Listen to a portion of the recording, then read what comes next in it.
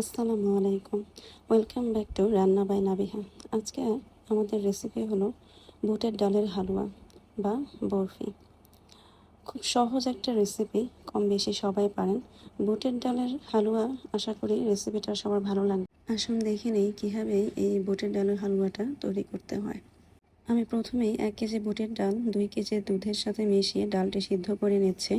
এর আগে 2 ঘন্টা ডালটা আমি ভিজিয়ে রেখেছিলাম। আপনাদের হাতে সময় থাকলে 4-5 ঘন্টা ডালটি ভিজিয়ে রাখার চেষ্টা করবেন। বুটের ডালের সাথে আমি 3-4টি তেজপাতা, 3টি এলাচ ও 2টি দারচিনি দিয়ে দিলাম। সাথে 1 টেবিল চামচ লবণ দিয়ে দেব। মিডিয়াম আঁচে আমি ডালটা সেদ্ধ করে নিব। অল্প একটু লবণ দিয়ে দিব। আমার 2 ঘন্টা লেগেছে ডালটা সিদ্ধ হতে। যখন কিনা ডালটা সেদ্ধ হয়ে আসবে, ডাল আর দুধ সমান সমান থাকা অবস্থায় নামিয়ে ফেলতে হবে।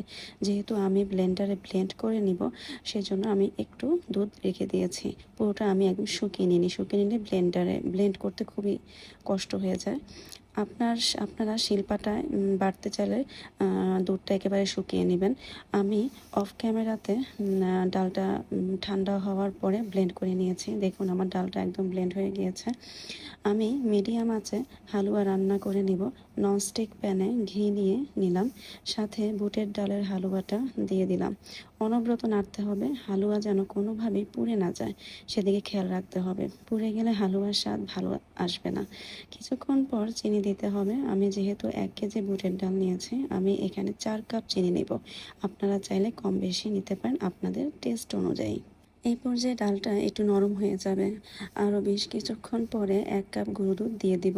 এই পর্যায়ে এলাচের গুঁড়ো দিয়েছি আমি 1 টেবিল চামচের মতো। এটা স্কিপ হয়ে গেছে, আমার হালুয়াটা হয়ে এসেছে। নামানোর আগ মুহূর্তে আমি আরও কিছুটা ঘি দিয়ে দিব ঘ্রাণের জন্য। আমি একটা প্লেটে ঘি ব্রাশ করে হালুয়াটা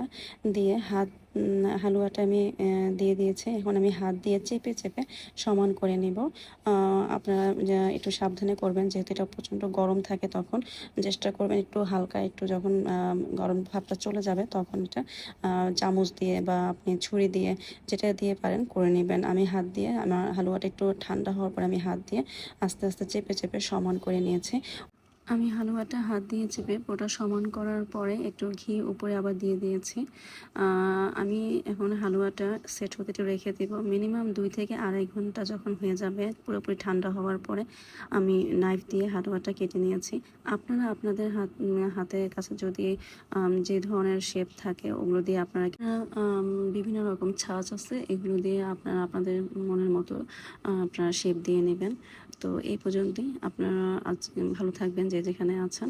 আমি আমার মতো করে রেসিপিটা দেখিয়ে দিলাম। যদি আপনারা আমার রেসিপিটা ট্রাই করে আপনাদের ভালো লেগে থাকে, তাহলে অবশ্যই আমার সাথে এটা শেয়ার করতে ভুলবেন না। তাহলে আজকে এই পর্যন্তই। ভালো থাকবেন।